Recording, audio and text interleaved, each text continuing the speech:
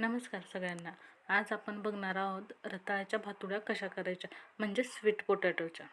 रताळे पूर्णपणे चांगल्या प्रकारे शिजवून घ्यायचे. शिजवल्यानंतर त्याच्यावरची साल पूर्णपणे काढून घ्यायची.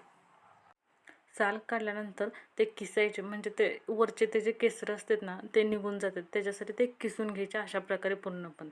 पुन्हा ते मळायचे, जरा मळल्यागत करायचे, कणिक जसे मळतो तसे. आणि त्याचे गोळे करायचे. गोळे पूर्णपणे गोल करून घ्यायचे.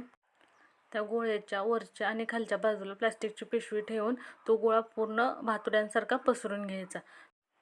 तुम्ही अशा प्रकारे घरातील प्लास्टिक पिशवी फाडून सुद्धा वापरू शकता, नाहीतर मार्केटमध्ये अवेलेबल आहेत पापड्या बनवण्याचे कागद, ते सुद्धा आणू शकता. गोळा ठेवायच्या आधी दोन्ही बाजूला पाणी लावून घ्यायचं. पूर्णपणे पातळसं असं पसरून घ्यायचं. हे सगळ्या बाजूने गोल राऊंड झाला पाहिजे याचा. रताळ्याच्या भातुड्या बनवताना तुम्ही ह्यात मीठ किंवा कोणत्याही प्रकारचे मसाले वापरायचे नाहीत. तुम्हाला हवे असेल तर तुम्ही फक्त लाल तिखट टाकू शकता, कारण आपण हे उपवासासाठी बनवणार आहोत. ह्या भातुड्या पूर्णपणे हेल्दी आहेत, कारण ह्या भातुड्या भाजल्या जातात. अशा प्रकारे पूर्णपणे भातुड्या पसरून घ्यायच्या. पसरून झाल्यानंतर वरचा कागद काढून उन्हात वाळायला ठेवायच्या.